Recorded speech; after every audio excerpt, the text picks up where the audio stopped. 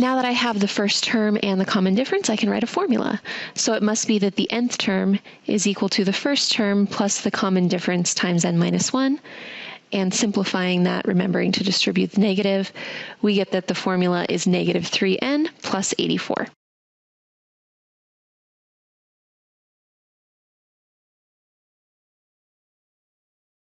And now for the second method, we'll find the first term and the common difference both at once by writing and solving a system of equations.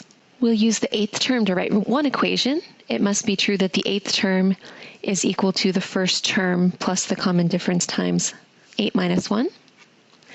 And so that means 60 equals t1 plus 7 times d. That's also true for the 12th term. We can write a separate equation using that term. The 12th term is equal to the first term plus the common difference times 12 minus 1. So the 12th term of the sequence, which is 48, is the first term plus 11 times the common difference. Now we have two equations with two variables. If we stack those on top of one another, we can actually subtract the red equation from the blue and eliminate that t1. So on the left side we get 12. On the right side, we get 0 minus 4d, and now that's an equation that we can solve for d. We get d equals negative 3. You can take that, put it back into either of your original equations. I picked the first one. And since we know what d is, we can solve for the first term. So since we have the first term and the common difference, we can use those to write an equation. And of course, we're going to simplify this. This is just like we wrote the equation on the previous slide. We just found d and t sub 1 all in one step.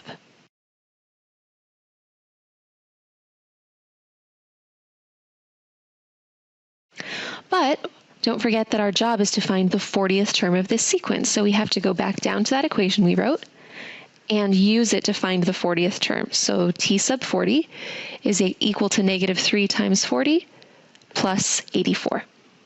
Simplify that, negative 120 plus 84. The 40th term is negative 36.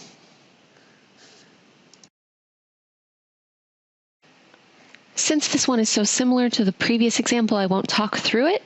It actually should be easier because they already gave you the first term.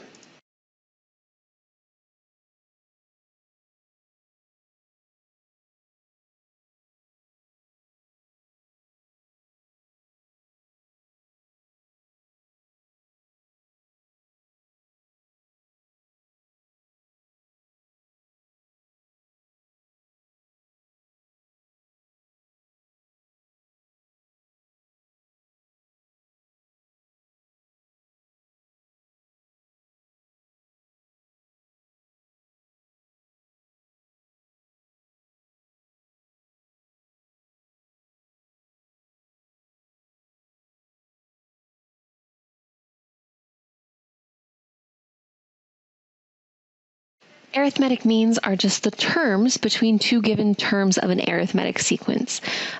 So if they give you 10 and 22 and there are 3 terms in between it and that sequence is arithmetic, there are 3 arithmetic means there.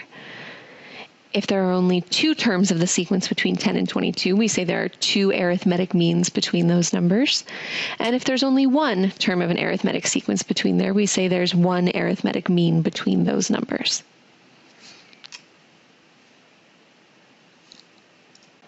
Notice that, though they start and end with the same number, these are 3 different arithmetic sequences because they have different values for d.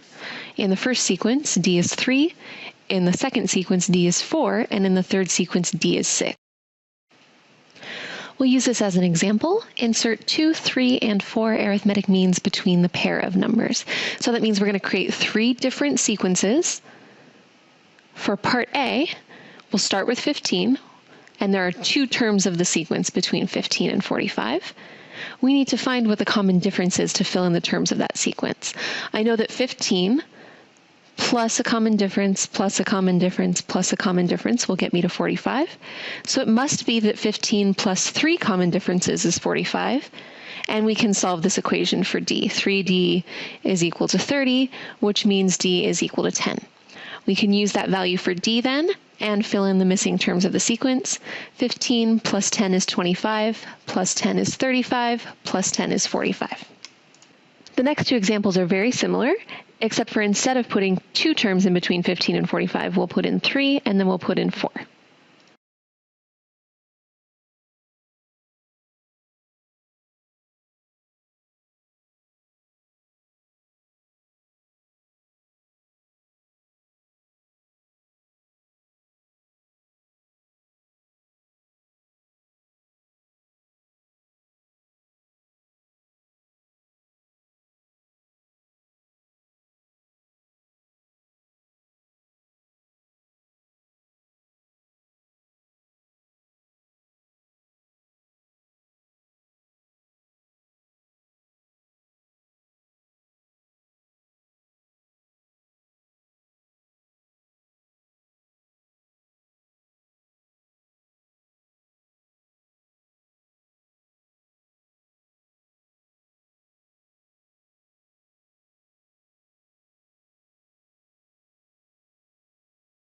And finally, we'll use everything we've learned about arithmetic sequences to answer an interesting question. How many numbers between 50 and 500 are divisible by 7?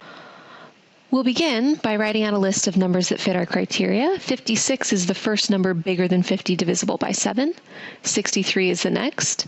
70 is the next. 77 is the next. There are a lot of numbers in this list, so I don't want to write them all out, but I do need to know where this list of numbers ends, so I'm going to pull out my calculator for that to figure out numbers close to 500 that are divisible by 7. 500 itself isn't. 499 is not. 498 is not. 497 is divisible by 7. So since 497 goes in evenly, I know that the last couple terms of this sequence must be 490, then 497. So this sequence, which happens to be arithmetic, it starts with 56 and adds 7 every time, is a sequence that contains every number that answers the question. Here are all of the numbers between 50 and 500 that are divisible by 7. But the question doesn't ask you to list all of them. The question asks how many are there. So you need to know how many terms are in the sequence. If we stopped where my red line was, the answer would be 4. We know that the last term is 497, but we don't know where that is in the list. It could be the 100th thing in the list, but we don't know. We have a variable that we use to stand for where something is in the list, and that variable is n. So we're going to write a formula for this sequence, and we'll use it to solve for n when the term is 497. Let's do that. We know that the nth term is equal to the first term plus the common difference times n minus 1. So there's the n we'll be solving for, because we don't know where 497 is in the list, so n is our unknown.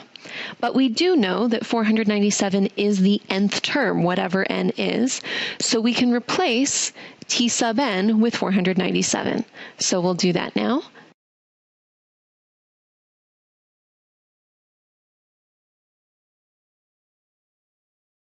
And now this is an equation that we can easily solve for n.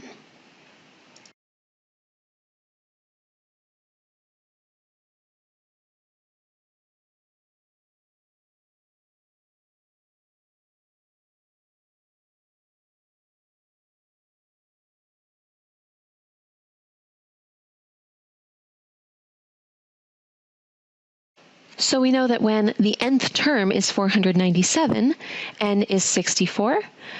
And since it's the last thing in the list, there must be 64 total things in the list. So therefore, 64 total numbers between 50 and 500 that are divisible by 7.